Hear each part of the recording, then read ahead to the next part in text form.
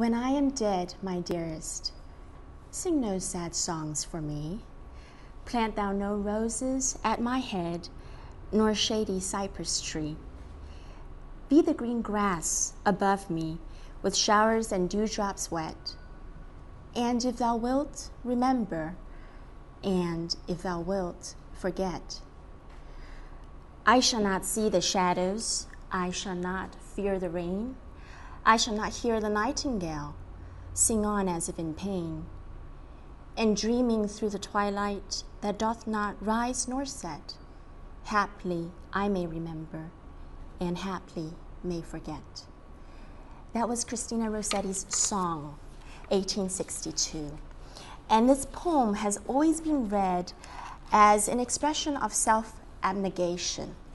Poor little me, when I die, sing no sad songs, no need to plant roses, I'm not worth it. And Rossetti goes on to introduce conventional naturalistic images. There are the shadows, the rain. She alludes to the nightingale, and we think about Greek mythology, Philomene, and the weaving and art, and how song or one's story often is born out of the suffering of one's life. And then we get to the end of the poem where she says, haply I may remember and haply may forget. And then it is here, as Dorothy Merman has pointed out, that it's haply I may remember, haply may forget. It seems to be an I don't care poem. And then we reread it, go back, and it's saying, there's really no need to sing sad songs for me, or plant roses, or plant a shady cypress tree, or cry or weep, because, I may not forget, but I really don't promise to remember. So this is the twist in Rossetti's writing. Critics have struggled with the image of Rossetti the poet. She was first overshadowed by the artistic gifts of her brother, Dante Gabriel Rossetti, who was a founding member of the Pre-Raphaelite Brotherhood. And she was first known as his model. Here is Ecce Ancilla Domini, the Annunciation, where Rossetti is appearing as the Virgin Mary in Dante Gabriel's work.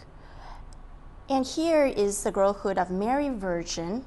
This is the way Dante Gabriel titled it, Mary Virgin. And Rossetti here again appears in the painting.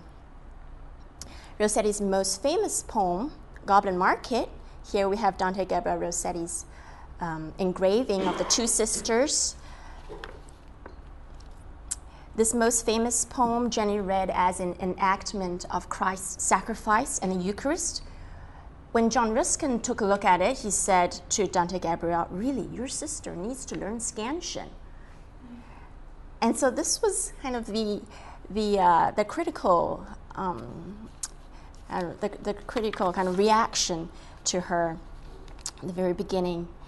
Now, Rossetti was long regarded as a pathetic spinster, as unmarried women writers, including Dickinson, born the same year across the Atlantic, and the Brontes and Elizabeth Barrett, before she became Elizabeth Barrett Browning, they always were at that time.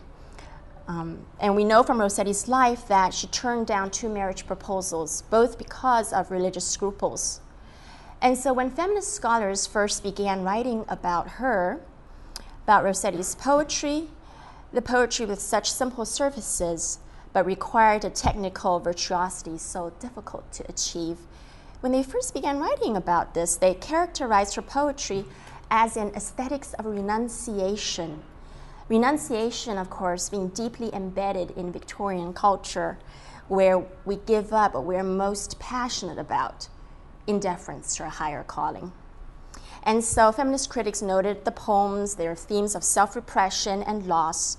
And this loss came, they said, because of her religion. It was due to her religion. Virginia Woolf once said that if she were bringing a case against God, Rossetti is one of the first witnesses she should call. This is from her writer's diary. Woolf called Rossetti's religion a knot of agony and intensity, dark and hard, like a kernel in the center of Christina Rossetti's being. Difficulties actually arose with Rossetti's religious poetry even as she wrote. The poet Amy Levy said in 1887, "She is at one moment intensely human, intensely personal. At another, she paddles away in her rainbow shell and is lost to sight as she dips over the horizon of her halcyon sea," alluding to lines from Rossetti's other famous poem, A Birthday. Victorian poets and critics actually resorted to the phraseology of elves, magic, broomsticks, in order to characterize her. Her muse personifies itself for us, an elfin sprite with iridescent wings and eyes that startled us with their mournful human gaze. Arthur Symons says of Rossetti's devotional and supernatural poetry that there's some sort of peculiar witchery and exaltation about them.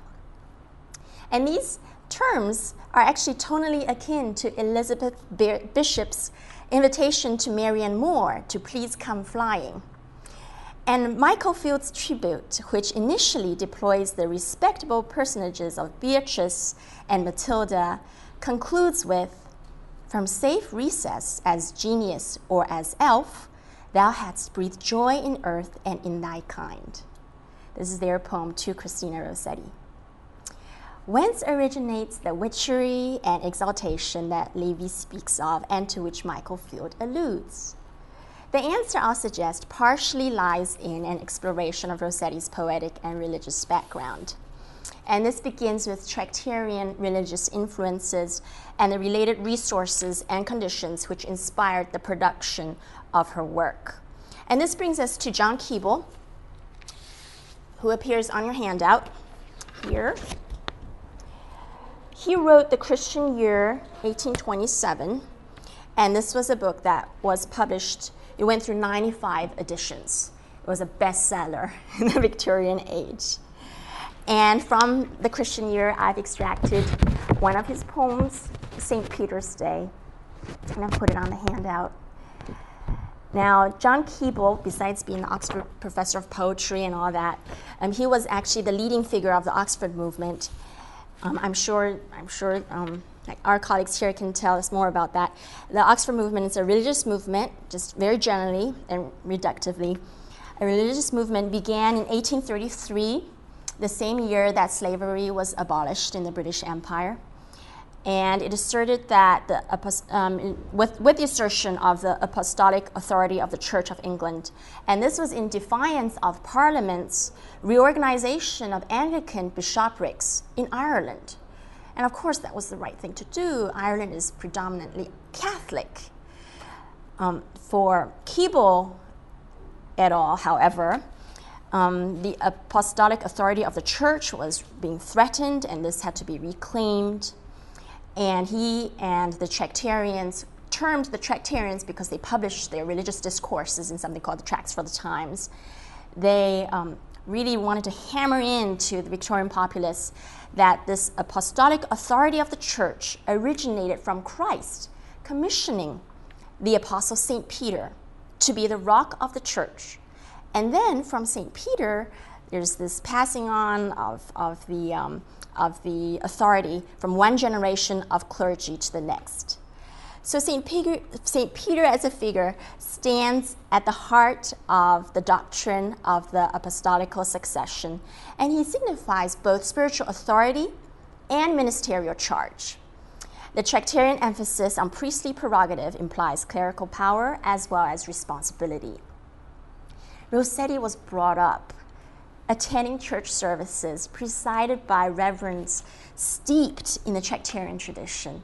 And from the age of 13 onwards, she was a very devout Anglican because of her mother, and she was so immersed in all this religious stuff going around. And in today's talk, I'm going to be focusing on Rossetti's poems about St. Peter, reading them in tandem with Keble's St. Peter's Day to see what she's actually doing. Although William Michael claimed that his sister thought nothing of Keble as a poet, marginalia in Christina Rossetti's copy of The Christian Year show Keble's influence on her developing religious voice and vision. Recent scholarship has examined Rossetti's indebtedness to Keble and the Tractarian tradition. Diane D'Amico and David Kent's review, Rossetti and the Tractarians, traces contributions by Raymond Chapman, G.B. Tennyson, Linda Marshall, and other scholars. Nevertheless, in reading Rossetti's St. Peter poems in tandem with Keble's St. Peter's Day from the Christian year, we actually begin to notice the poetic and theological distinctiveness of Rossetti's devotional poetics.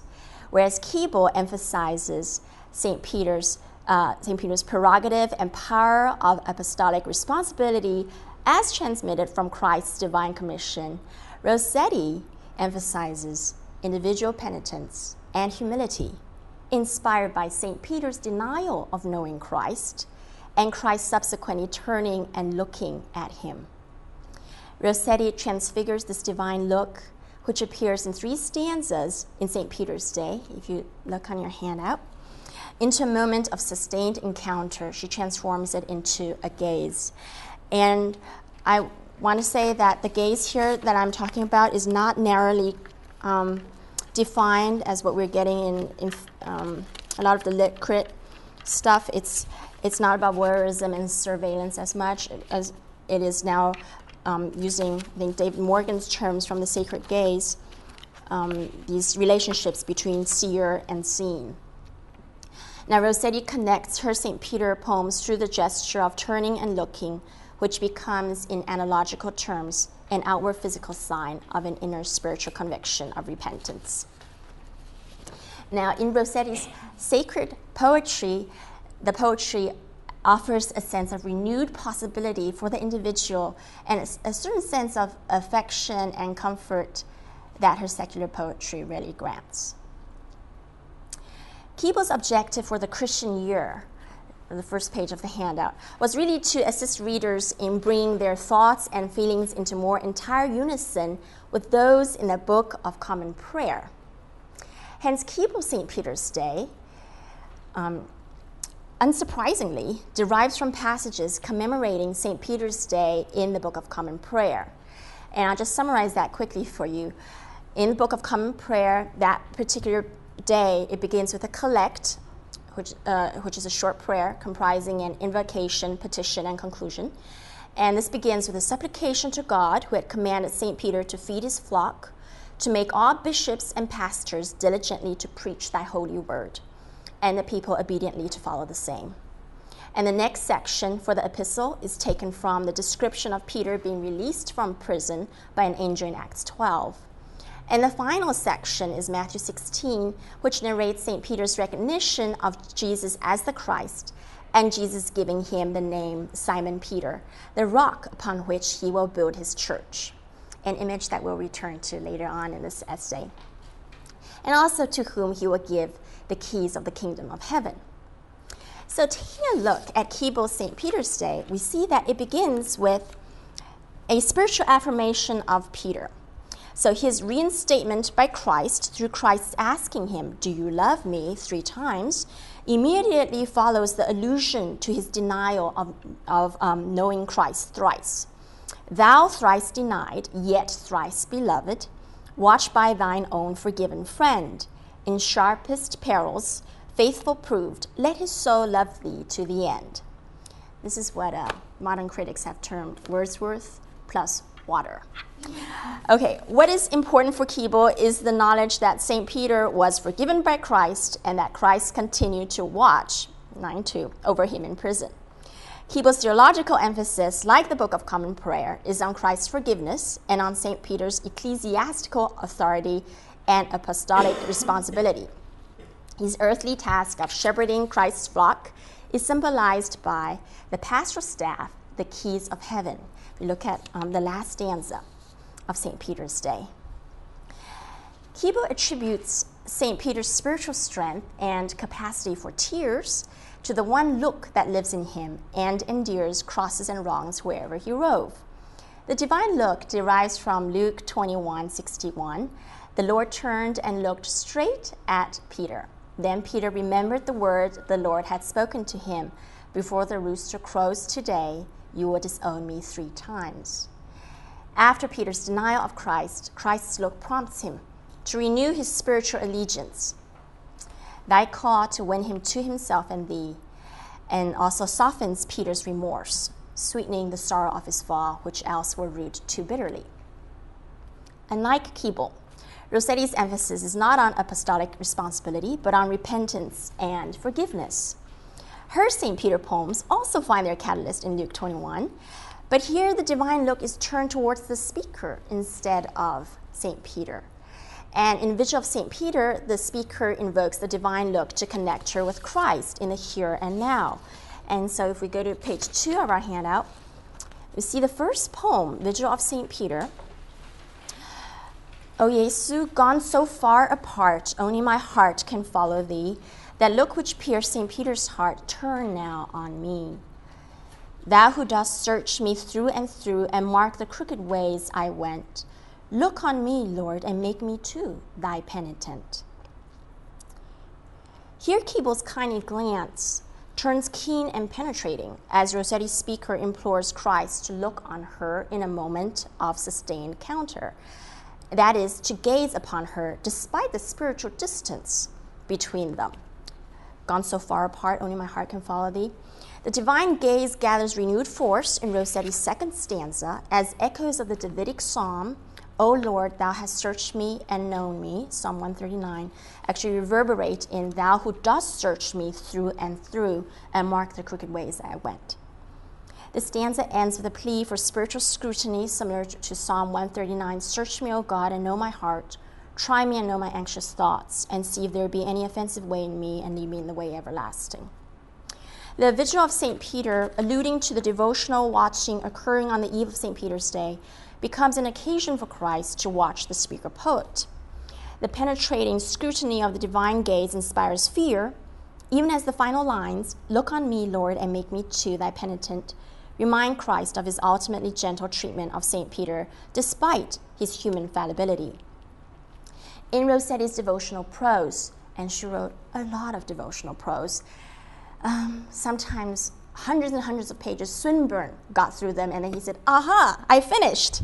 Okay, they were good friends. Anyway, in Called to be Saints, Rossetti asks Christ, who long-suffering and kind didst turn and look on Peter, breaking and sustaining his heart, casting down but not destroying him, to look thou on us sinners in like compassion.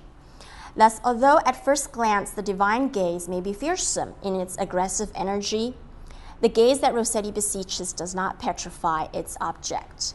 Neither is it, while piercing in its ability to search and purge, a divine panopticon with policing objectives. Rossetti's speaker invites Christ to bring her compassionately to a state of repentance which leaves her vulnerable and exposed, but also divinely protected. Thy penitent, noting the possessive pronoun, which closes the poem, binds the speaker in intimate relation to Christ. And the degree of intimacy between Christ and the penitent presupposes the trust, love, and divine protection found in Keble's St. Peter's Day. Here, however, divine love is not limited to the saint, but also requested by the penitent speaker. Whereas Keble stresses authority and power in the wielding of St. Peter's pastoral staff and keys of heaven, Rossetti, in the first St. Peter sonnet, Launch Out into the Deep, stresses the humility that comes from casting a fisherman's net. So going to the first sonnet, Launch Out into the Deep, Christ spake of old to Peter, and he launched into the deep. Strengthened should tempest wake which lay asleep, strengthened to suffer heat or suffer cold. Thus, in Christ's prescience, patient to behold afar arise a scaling heaven's high steep, prescience of love, which deign to overleap the mire of human errors manifold. Lord, lover of thy Peter, and of him beloved, with craving of a humbled heart, which 1800 years have satisfied, hath he his throne among thy seraphim who love, or sits he on a throne apart, unique near thee to love thee human-eyed? Launch out into the deep was Christ's command to Peter after he had fished all night and caught nothing. And at Christ's request, Peter let down his net to enclose such a great multitude of fish that his net broke. Rossetti's literal repetition of Christ's words with Peter's action, launch out into the deep, and he launched into the deep, brings home her theological point that ordinary fishermen can become saints through humble obedience of heart. Here Rossetti highlights Peter's role not so much as a fisher of men, but as an ordinary follower of Christ. The disciples' exemplary trust and obedience in launching the net quickly receive contextual redefinition in the fall and rise of line 5. Thus, in line 4, as a marker of causality, refers to both Christ's prescience of a disciple's fall and rise in the second quatrain, and the consequence of Christ's command to Peter to launch his net in the first quatrain, setting up a taut parallelism between the apostles' obedience and his betrayal. For Christ's foreknowledge of St. Peter's denial does not foreclose the possibility of an ordinary disciple's privilege to become the church's rock. In the second quatrain, Rossetti continues the visual figure of Christ marking the crooked ways of the past from the vigil of St. Peter, but more explicitly connects Christ's ever-seeing knowledge, his omniscience, with his all-encompassing love. The envelope rhymes, "Behold, manifold," not only suggests Christ's foreknowledge of the multiple and diverse ways humans err, but also an enfolding of error into love, the possibilities in eternal time visually and orally superimposed onto the limitations of human temporality. Christ's looking and watching endures even as it is enduring, and kairos, divine time, envelops chronos, human time, as implied in Book 3 of Paradise Lost. God looks down from his prospect high, where in past, present, future he beholds. A word about time in this sonnet here. While Christ's injunction to St. Peter of old, line 1, serves as a reminder of Christ's entry into human history, 1800 years from line 11 plots an earthly moment on the grid of heavenly time. Even as Rossetti's meditation is apocalyptic in focus, a temporal specificity of 1800 years in the sestet brings us back to the here and now of the poem, defining the speaker's own temporal placement and returning us to the present of the vigil of St. Peter. The octet begins with Christ speaking to St. Peter. The sestet's opening vocative, "Lord, lover of thy Peter, and of him, beloved with craving of a humbled heart," closes the distance between Christ and the speaker-poet through direct address. Temporalities are a bit difficult to plot here because, on the one hand, Christ's injunction to St. Peter, locating a historical moment, returns the speaker and reader linearly to one point in the past. On the other hand, Rossetti's meditation in the sestet, where the speaker-poet stands as witness to an intradiegetic gaze on the part of Christ and his beloved, it actually suspends an imaginary moment. So Christ's gaze in the octet is coupled with Peter's gaze in the sestet, and the gaze here functioning as a means of expressing love for both creature and creator. Going to the second sonnet, the second St. Peter sonnet, in this sonnet, the speaker neither invites nor witnesses the divine gaze. Instead, in the sestet, Christ invites the speaker to gaze on him. So, St. Peter once, "Lord, dost thou wash my feet?" Much more I say, "Lord, dost thou stand and knock at my closed heart, more rugged than a rock, bolted and barred, for thy soft touch unmeet, nor garnished, nor in any wise made sweet? Owls roost within, and dancing satyrs mock. Lord, I have heard the crowing of the cock, and have not wept. Ah, Lord, thou knowest it. Yet still I hear thee knocking, still I hear. Open to me, look on me eye to eye, that I may wring thy heart and make it whole, and teach thee love because I hold thee dear, and sup with thee in gladness, soul with soul, and sup with thee in glory by and by." Confronting the mire of human errors mentioned in the first sonnet, Rossetti's Christ urges the speaker in the second sonnet to open to me, look on me eye to eye, that I may wring thy heart and make it whole.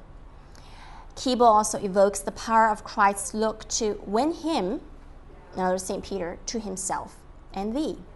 But Rossetti's appropriation of this material requires a much more personal response from the speaker, who has somehow, from the second line onwards, propelled herself into Peter's narrative. St. Peter's disbelieving question, Lord, dost thou wash my feet, is echoed and enlarged with an emphatic stroke.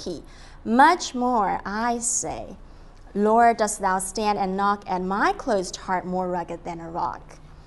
The rock that is St. Peter, upon whom Christ will build his church, and who for Keble is principally an emblem of ecclesiastical authority, becomes for Rossetti a figure of the obdurate heart, a heart more rugged in the sense of being foul and stormy, owls roost within and dancing satyrs mock.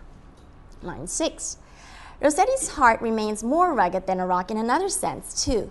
The speaker had, like Peter, apparently denied knowing Christ, but instead of turning and weeping, feels no remorse. Lord, I have heard the crowing of the cock and have not wept, she says. So part of the alliterative bolting and barring of her heart's door stems from the feeling of spiritual inadequacy and unworthiness. For thy soft touch unmeet, line 4, she says. For how can her closed and calloused heart, the nesting place of owls and dancing satyrs, befit spiritual lodging for her Creator? So like the beloved in Sonnet 4 of Elizabeth Barrett Browning's Sonnets from the Portuguese, who attempts to dissuade her lover from entering an abode with bats and owlets, builders in the roof, the speaker, as Christ's beloved, evokes a heart, the seat of volition and desire, neither garnished nor sweetened, and hence for Christ's soft touch unmeet, as Peter's soiled feet are for Christ's hands unmeet, and just as Barrett Browning's speaker's cricket chirps sound embarrassingly unmeet for the gracious court lover's mandolin, whose music drops in folds of golden fullness at her door. Yet unlike Barrett Browning's door, whose latch apparently can be lifted from the outside by the lover himself, Rossetti's heart can only be opened from within. And we worry about the speaker acquiring the requisite spiritual gumption because the haunting of human mire from the previous sonnet, specified here as the mockery of crowing cocks and dancing satyrs, innervates the will to open her heart to Christ. And the theological bind which Rossetti presents is this. The sliding bar used to bolt her heart's door, reinforced by the interlocking mock cock rhyme, actually shuts her in even as it shuts Christ out. These are not valvi or two-way folding doors. And having spent, by the end of the second quatrain, 6 lines describing her heart's inadequacy, the penitent's octet reflects a self-willed desolation in its rehearsal of a lonely Mariana-like existence, even when the lover has come. Now, Rossetti's second St. Peter sonnet is dramatic in its sensuous immediacy. There's the sound of a cock crowing and a divine hand knocking. And in her mind's eye, Rossetti imagines Christ standing and knocking outside her heart's door, a knocking persistent in its poetic repetition, in lines 2 and 9. The woman devotional poet seems to have recast John Donne's Batter My Heart, three-person God, Holy Sonnet 14, 1633, within her own poetic framework. And whereas the sequence of verbs in Donne's sonnet attests to a tonally violent, aggressive renewal akin to rape, Donne says, bend, you're forced to break, blow, burn, and make me new. Rossetti's sequence of verbs evokes calm courtesy. Christ's knock in the octet neither batters nor hammers in its softness, and Rossetti's speaker responds with maidenly reluctance. Now, in the sestet, Christ's injunction for the speaker to open so she may look on him eye to eye are the first steps toward a renovation of the heart. The divine gaze, transformed to a gaze on the divine, becomes a prerequisite to Christ wringing the speaker's heart to make a whole, and to winning the speaker to herself and her God. And in this sonnet, the relationship between creator and created, mutual in love, finds its formal reification through dialogic interchange between divine and human voices, and its poetic integration through completion of a Petrarchan sonnet, the traditional Italian secular love poem, now transposed into a religious prayer. Yet Christ, as the object of the beloved's letter, the recipient of her prayer, becomes in the sestet a speaking subject. Penitent and priest collaborate in the creation of the poem's final making, penitential prayer ending more in divine serenading than human poetic pleading. Rossetti here draws on Tractarian tradition not only in subject matter but also in poetic form. Tractarian reserve, a doctrine emphasizing modesty and restraint in imparting the mysteries of the Christian faith, as a poetic actually demonstrates mental and poetic discipline in artistic restraint, both in terms of the recycling of stock images and quote-unquote simple diction, and also formally in terms of the sonnet form. The closing of the sonnet exemplifies Tractarian reserve not only in its poetic economy, but also in its presupposition of a communal understanding within its Eucharistic overtones. The private here melds into the liturgical in the closing lines, and sup with thee in gladness, soul with soul, and sup with thee in glory by and by, lines 13 and 14, build from what Rossetti's audience would have understood as Eucharistic. And here Rossetti's sonnet also shares its source with Holman Hunt's Light of the World. Okay. This is one of the most famous paintings in the Victorian period by Holman Hunt. And this one I took at Keble College at Oxford. There are 3 versions of it. One of the versions, which is currently at St. Paul's Cathedral, actually went around the world on a tour. South Africa, Australia, Canada, and 7 million British subjects of the empire saw Holman Hunt's Light of the World. The interesting part about this is Rossetti actually sat for the face of Christ. She was one of the models. Now, Holman Hunt's painting actually is of Christ actually knocking on a door. And here we see kind of Rossetti using that same kind of image in her particular sonnet with Christ also knocking on the door. And the consequent of behold, I stand at the door and knock is from Revelation 3, verse 20, if any man hears my voice and open the door, I will come into him and will sup with him and he with me. So this is where Rossetti is getting her poetics from. This is from the biblical, from the Bible, basically, biblical tropes and images. And also at this moment, it's good to note that a return to biblical typology will help us unpack Rossetti's understanding within the overall context of St. Peter. The simple image of a rock, denoting St. Peter's name and a figure of the penitent's heart from line 3, is now and has now become, at this point in the sonnet, simultaneously the rock of Christ, the antitype of the rock that Moses struck in the desert for the children of Israel on their way from Egypt, from which miraculously gushed forth streams of refreshing water. So for the Tractarians, the blood and water flowing from the side of Christ when pierced is the grace of the 2 sacraments, pardon and sanctification, to cleanse and strengthen and refresh. And Rossetti's sup here in the last 2 lines of the sonnet hence carries the weight of this traditional biblical typology, even as we observe that the gentlemanly Christ asks to sup with thee and not to sup on me. So Christ, unlike George Herbert's poem Love 3, does not offer a banquet, but actually offers to join in the meal. So that's a different thing that Rossetti is doing. Now, the sacramental motif, while modified by Rossetti through her echo of Revelation, contributes to a celebratory, festive feeling, gladness, and glory, as the only bisyllabic words in the final lines reinforce the notion that opening to Christ and participating in divine gaze may bring goodness and renewal to this penitent. By employing conventional biblical images such as a rock while composing within the tenor of a Tractarian poetics, Rossetti recharges Keblean imagery with a different spiritual meaning. And just as St. Peter asks, Lord, dost thou wash my feet in disbelief of Christ's willing participation in menial tasks, Rossetti's speaker asks, Lord, dost thou stand and knock with incredulity, given her knowledge of her human fallibility? And both Christ's foot washing and his request to dine with someone who harbors owls and satyrs foreground the power of humility within the context of apostolic authority. Christian humility, as modeled by Christ, stands alongside Christian responsibility.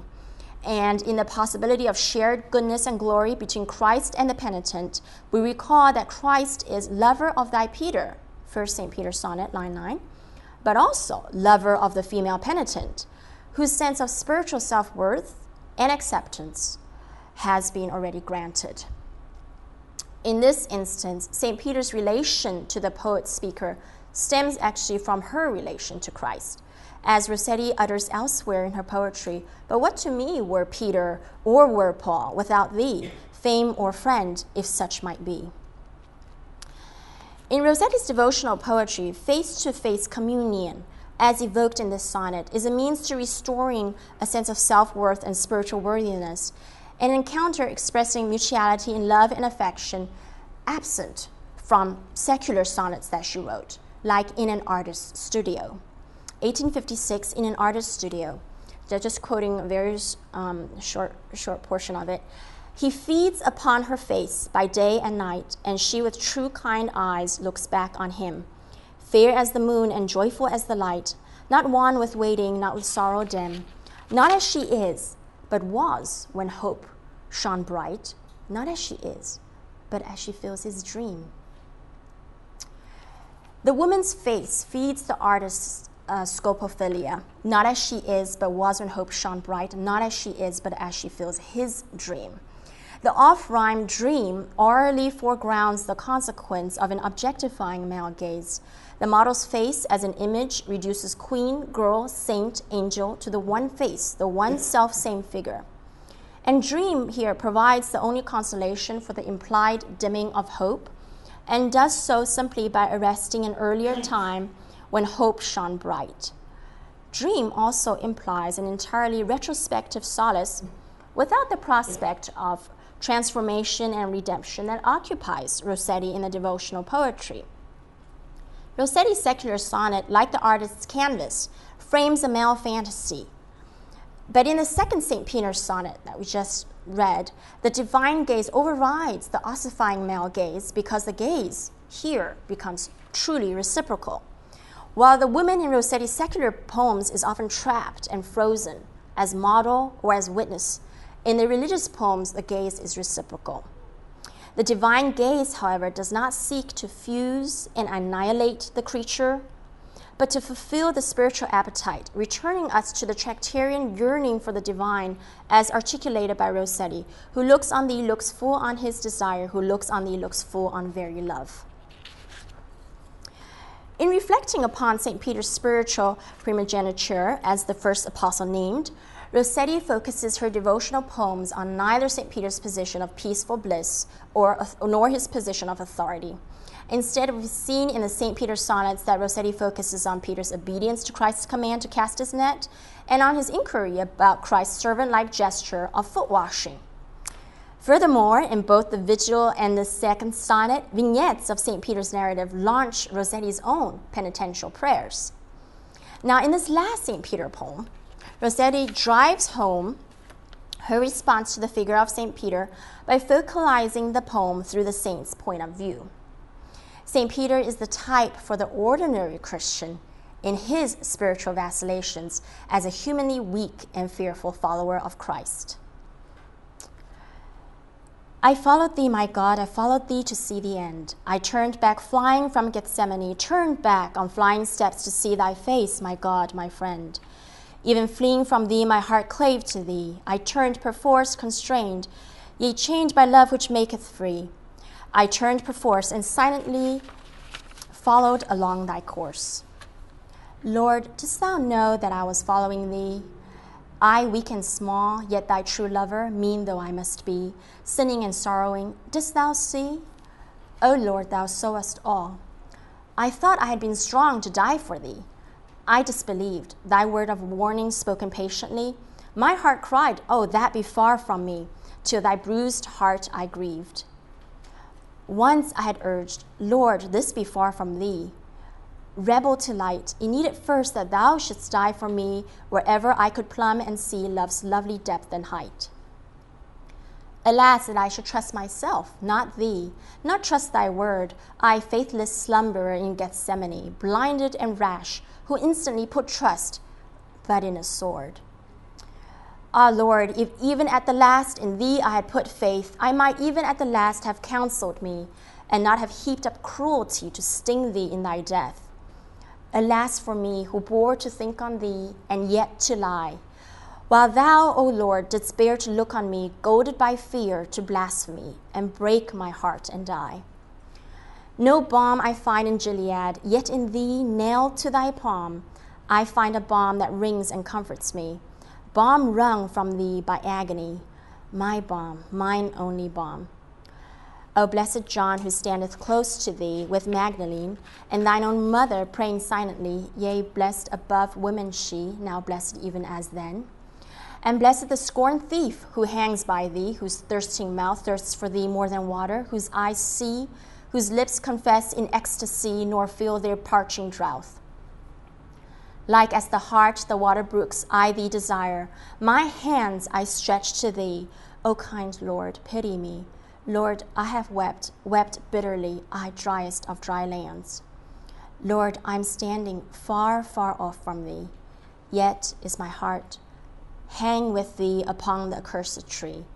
The nails, the thorns, pierce thee and me. My God, I claim my part, scarce in thy throne and kingdom, yet with thee in shame, in loss, in thy forsaking, in thine agony, love crucified.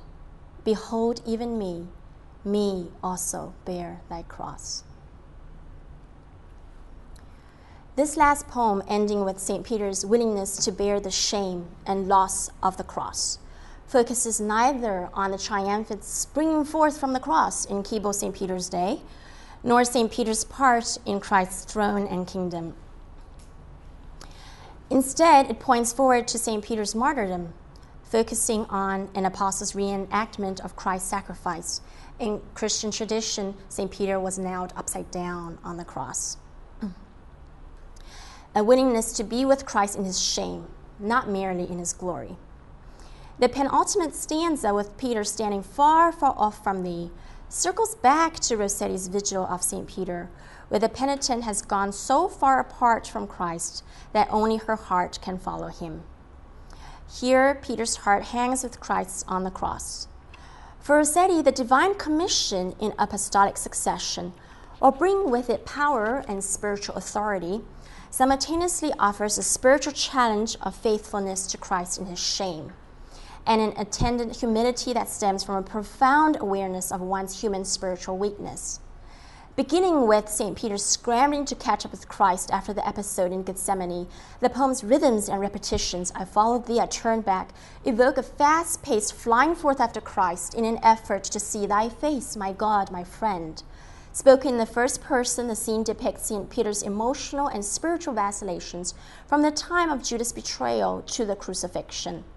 St. Peter admits and describes his human frailty, his lack of faith, his infidelity.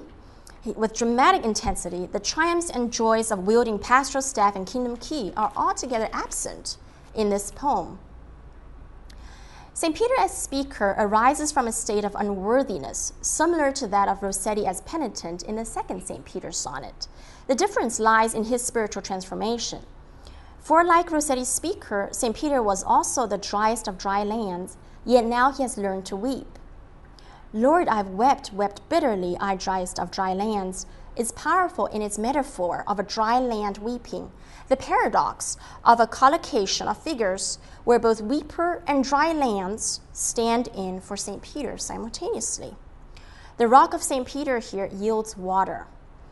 The tears are a sign of renewal and life. The verb wring, acting as a catalyst for healing in the previous sonnet, if you see line 11, that I may wring thy heart and make it whole, reappears here. I find a balm that wrings and comforts me. Continuing the renovation of the heart begun in the St. Peter sonnet, Rossetti unlocks the meaning of Christ's words by suggesting that Christ himself is the balm for spiritual restoration, and she applies this word 5 times in 5 lines. The repetition of balm and auditory restorative, its rhyme with palm, pointing to the poem's final scene of Christ on the cross. While the divine gaze is omniscient, O Lord, thou sawest all, It remains a source of consolation because the warmth of its regard shows the forgiveness of St. Peter's betrayal, which spurs the healing process in the wringing of St. Peter's heart. And in the poem's final lines, St. Peter entreats Christ to look on him as a fellow sufferer, unafraid to carry Christ's cross in all its shame and humiliation. Love crucified, behold even me also bear thy cross. Rossetti highlights St. Peter's ignominious martyrdom within the context of a saint's personal fall, St. Peter's spiritual failure setting his spiritual triumph in relief, with both incidents marked by Christ's divine gaze and his divine grace. The possibility of personhood in relationship, as opposed to the solitary powerlessness originating from the objectifying male gaze, begins with the Creator's compassionate look. The possibility of participation as a full member of the church, as opposed to abdicating Christian responsibility because of gender exclusion, this is back to Rossetti's time, begins with turning to look at Christ and deriving a sense of self-worth and vocation from the Creator. Now, instead of an emblematic focus on St. Peter as the apostle representing divine authority, Rossetti focuses instead on the saint's humble and contrite heart. Her theological focus on St. Peter as the type for the ordinary sinner encourages rigorous soul-searching on the part of believers, with attention to divine acceptance and acknowledgement regardless of one's gender or place in temporal ecclesiastical hierarchies. Rossetti hence foregrounds repentance and humility as her response to the apostolical succession. Both repentance and the lowest place, belong to the sermons of Keble, but instead of viewing these as disparate elements in Tractarian theology, Rossetti melds them into her devotional and poetic ethos, allowing another vision to spring forth, a vision of egalitarianism among members of the church, between clergy and laity, a vision of unity among Christian brothers and sisters, at this time particularly radical because of all this spiritual bickering that was going on and clerical infighting, regardless of high church, broad church, Catholic, Anglican, evangelical distinction, and a vision of spiritual renewal of the heart and aesthetics of renovation. So in the eyes of the divine, all saints are sinners. All sinners have the potential to become saints, and the Christian, in taking the lowest place, emulates Christ. Rossetti asserts these beliefs through her devotional poetics, not through polemical pamphlets or tracts or domestic novels. The devotional mode is a private mode, is a mode of prayer, not politics, and she taps not the power of man, but the power of God.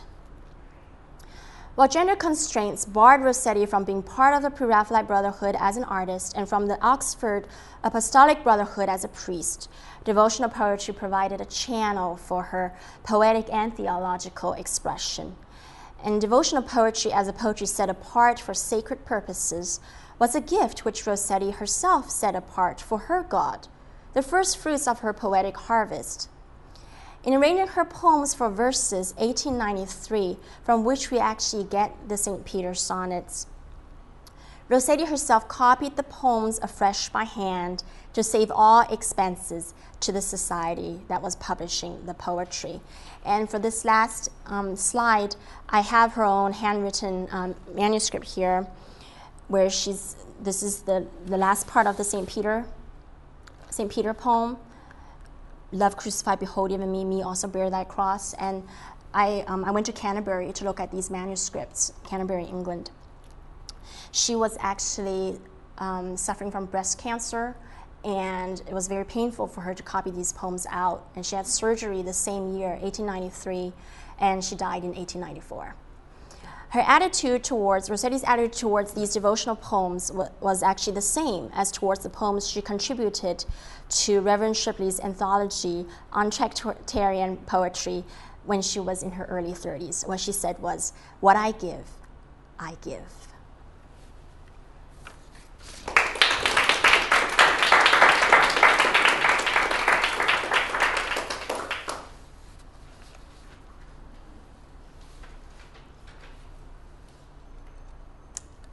Do we have questions? I'm wondering what drew you to these poems.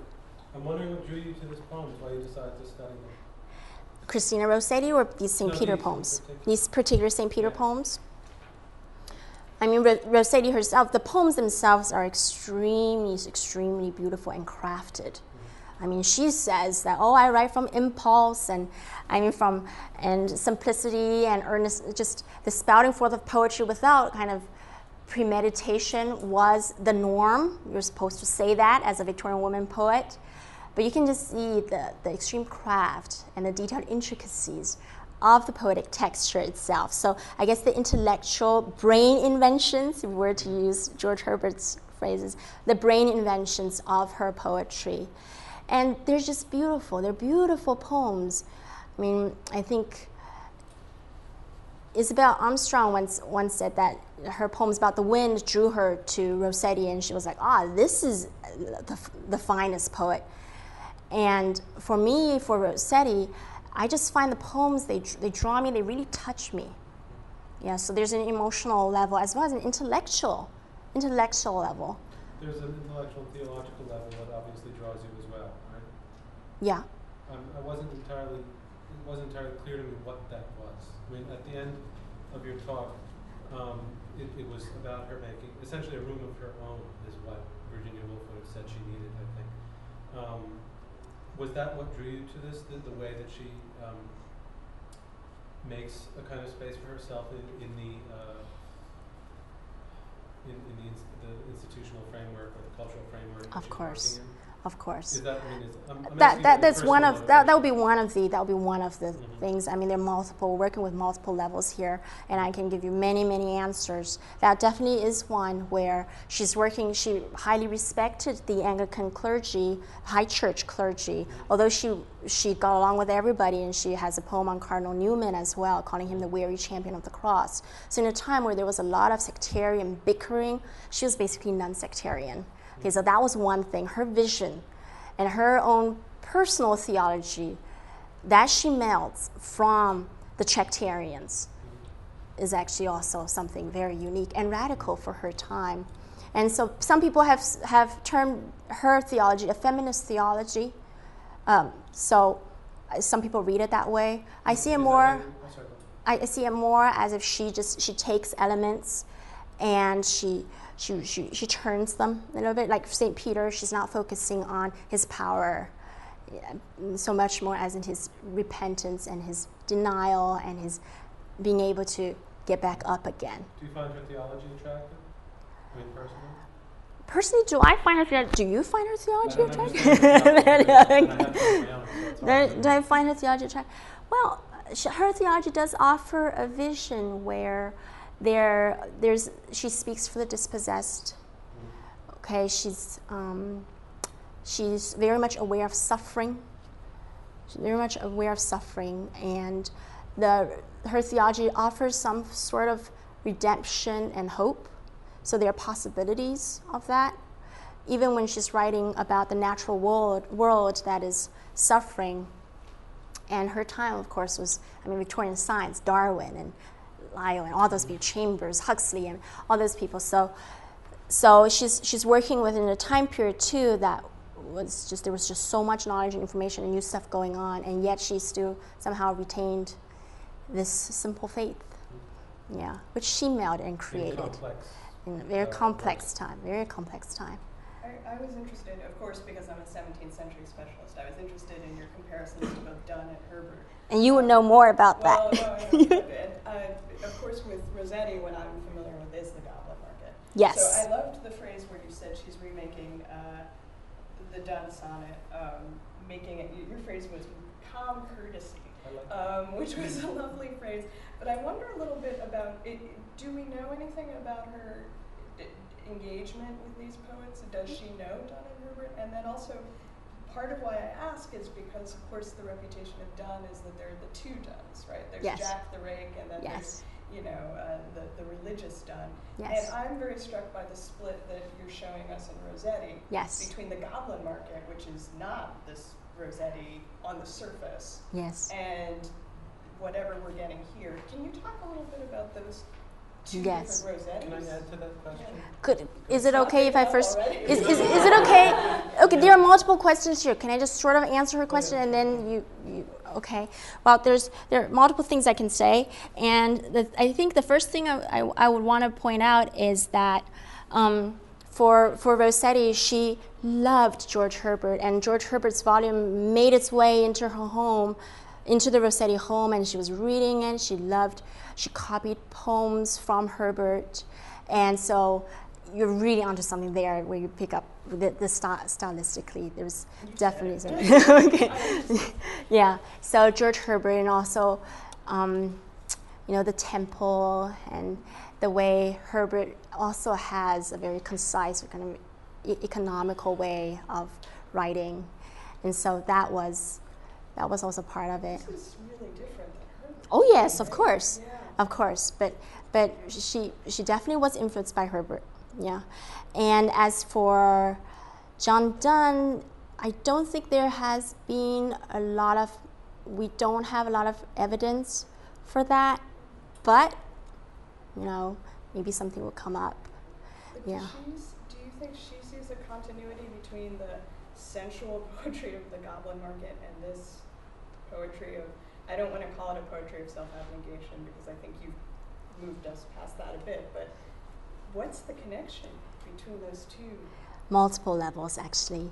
Goblin Market, we return to the thematic sequence. For those of us who Goblin Market is basically about a poem where there are two sisters, and then there are these horrible, evil goblin men, and the sisters are not supposed to eat the fruit. Of course, one sister succumbs and eats the fruit. She starts graying, she's dwindling. The other sister's like, oh my goodness, what do I do to help Laura? And so, Lizzie. No, help Lizzie. So Laura goes out, braves the goblin men, tries to get fruit back for her sister so that her sister will have some sort of antidote, tries to pay for the fruit. They don't want coins, they want her. And they abuse her, push her around, smear fruit juice on her face. She returns home, and in a very Eucharistic way, she says, make much of me. I have braved the glen, braved the goblin man because of you. Eat me and love me. Because there's all this juice down her face, and her sister, hugs her. Oh no, you did all this for me. And then the juice somehow, the fiery antidote, makes the other sister well. Okay, so she licks it off her. Yes, there's a lot of hugging, kissing, and yeah. It's not, Yeah. you see what I mean, right? Yeah. But thematically, we do get elements of feminine sacrifice. Yeah. So a female Christ, as Florence Nightingale would say, that's a female Christ. Okay, and we are also getting so the feminine sacrifice. We're also getting the assertion, and also because this is a very gendered. There's a gendered inflection in her religious poetry. I don't know if you can recall the ending of Goblin Market, where the sisters are together. They're now wives, they're now mothers, and they only have daughters, mind you. The families they're telling stories of how they braved the goblin man and they got away from it. And it's a whole female community that's together and self-sufficient in Goblin Market. And the kind of heroism and female assertiveness and a spirit of joy, there's a sort of spirit of hope there that some critics like Dorothy Merman have picked up, revising Sandra Gilbert and Susan Gubar's earlier reading of that poem. I think that is in here somehow, if we think about how there's a possibility of redemption, of renewal, how this is a hopeful kind of poem. It's not just self-abnegation and repression and loss, that there's hope somewhere beyond the horizon. Okay. May I, because you've spoken already? Just following up this point, I wonder whether there's not some kind of inverted echo of the Goblin Market as it's described by this poem. Within her heart, this is in the second sonnet, the owls roost within a dancing satyrs mock, which yes. Makes me wonder whether, again, we have done two sides, two people. And the closing of that, I wondered, you had said she's not sectarian or whatever. She's non-sectarian. Presumably not so welcoming of Catholics, and I wonder whether, indeed, coming out of the Tractarian controversies, whether the end of that sonnet, and sup with thee in gladness soul with soul, and sup with thee in glory by and by, I wonder whether part of the context here is, and not sup on me, which is what the Catholics say. That's very interesting. Yeah. And I think you're definitely onto something there. However, as I mentioned earlier, she highly respected Cardinal Newman and wrote a poem about him. So, and she also, she was able to get along with everybody regardless of their religious faith. So that was something redeeming about her, I guess. Yeah. So, but interesting point, not on, but with. Okay. But going back to that though, I think I mentioned something about Herbert there. I think Herbert gives it a kind of twist that's different. Yeah. How so? So Sorry, I would have to go back to Love 3, but she does something different with in relation to Herbert. And Herbert's, I think, is more, there's more of another kind of Eucharistic element to it. Okay. Anyway. Yes? Just a quick question. What was her relationship to Anglo-Catholicism? She was reared in the Tractarian tradition, which is the High Church. Right. High Church, that would be the Anglo-Catholicism back. So then yes. there would have been a Eucharistic tradition. Yes. Of feasting on. Oh yes, Christ. yes. In that. That's right. Yeah. Yes. So in that sense, she would have considered herself. I mean, it wouldn't have been a distinction between that and Roman Catholicism. No. Yeah. Thank you for clarifying that. Yes. Yeah. You mentioned when talking about the first poem that you read about natural imagery, and you see a lot of imagery of nature in these poems on St. Peter, the owls, and then you see a heart here towards the end. And I was wondering if there's anything in Tractarian theology about God's relationship to nature that she was drawing on, or is this her own idea of nature and stuff? I don't know if that's a clear question. Very clear question, and a very, very important question. The Tractarians actually read nature in the same way as the early church fathers, I think Origen and those people, they did, which was nature or creation was a revelation from God about himself. So God shows himself, reveals himself through nature. And nature, creation is an analogy. And so from nature, we can see signs and symbols. The visible actually tracts the invisible. So this is very Tractarian, and she's working within that kind of realm. Absolutely, yeah. Okay, yes? This is outside of my area in terms of I do 1st to 5th century, but being a historian, I can't help but notice, just hearing this, it reminded me so much of some of the kinds of literature that's coming out of the holiness churches in this country. I'm much more familiar with the American context than the British context. And this kind of using, taking the lowest place, Yes. pointing out how apostles took the lowest place, Yes. as a way to then authorize women who take the lowest place, as a way then to authorize female assertiveness, and this access to the divine through personal piety and prayer that's equally available to all, women included, seems to me a strategy that's going on in the 19th century among American Protestant women, and is authorizing things like women preaching and the holiness movement and so on. So I find it interesting that you're saying that she's not sectarian. Again, I don't know the British context, and so maybe she has absolutely no idea that Jarena Lee is standing up there and saying, because I'm the lowest of the low, I am therefore authorized to preach. But that is what's happening effectively, in an American context. And so the fact that she's strategically doing that in this poem, to me anyway, it's surprising to me that she would have no sectarian interests whatsoever in light of the way that kind of rhetoric has figured in Christian tradition. Maybe that's true, but it just surprised me. So I'm just curious about that. Yeah, I don't know very much about what's happening in the American churches at that time in relation to what you're saying, but certainly, it would be very, very interesting to do a comparative study of what they're doing regarding the lowest place and how they use it kind of differently. And when I say non-sectarian, I don't want to come across saying that she's not identifying herself as an Anglo-Catholic belonging to the High Church, like the Tractarians. I'm saying that she does not fight political battles with other people who are different from her. If they're from the low church dissenters, she doesn't put down Methodists, or the evangelicals. Thank goodness it's giving us the Methodist School of Theology. That's right. And I actually would like to show you, if I can get this to work. Let's see. There's actually,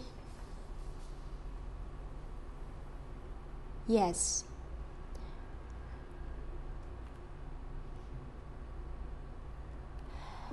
This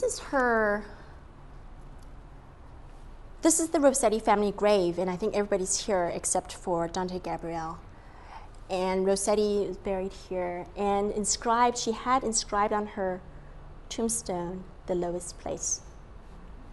Yeah. I went to Highgate to get this. The one request on my honeymoon, may I go to Rossetti's grave. Very strange request, That's but very strange request. And then they charged us £50 for this particular. They said, "Oh, it's not open." Yeah. So that was the lowest placed on her. Well, that is the way to get authority as a woman in the Christian tradition, in case you're wondering, and it's still working today. So. Thank you. Or not. Jenny's recipes for success. Yeah. What? Can you give me some chronological coordinates? The Goblin Market was written in 1859, or what was the date that I remember? Whereas these poems were published actually after practically the death of. Okay, so chronology goes like this. Okay, chronology goes like this. Rossetti states 1830, born, London, dies 1894. Okay, and I guess the important things, 1833 would be the Tractarian movement, Oxford movement, same year slavery is abolished. 1837, Queen Victoria ascends the throne. 1851, the Crystal Palace, the Great Exhibition, brainchild of Prince Albert. And she goes and visits the Nineveh bulls and things. For example, Oh. the Goblin Market. Oh yeah, but these things are all influenced. Yeah. All this stuff is influencing her work. Goblin Market, 1862. So in the 60s? 1862. She was working at a penitentiary for the so-called fallen women when she was writing this poem. So the Goblin Market poem. So it was her way of saying, there's redemption here. Fallen women in Victorian times were just forget about them. That was the way society treated them. But for Rossetti, she very much felt that, no, there are all these possibilities of redemption here. And these poems, they actually were culled from 4 or 5 different sources. From her devotional work, she would scatter poetry. Prose, she would also have poetry called to be saints, and then also Letter and Spirit, Face of the Deep. All of those devotional pieces, she finally just took the poems, 331 of them, religious lyrics, from these different devotional prose pieces, and then made over 800 corrections and put them in this thing called Verses, published a year before she died, 1893. But she was writing, yes. I want to finish my question. Ask it over dinner. No. Yes, please. We got a 6:45. Oh, sorry, red ran light. over. Thank you Okay. very much. Okay.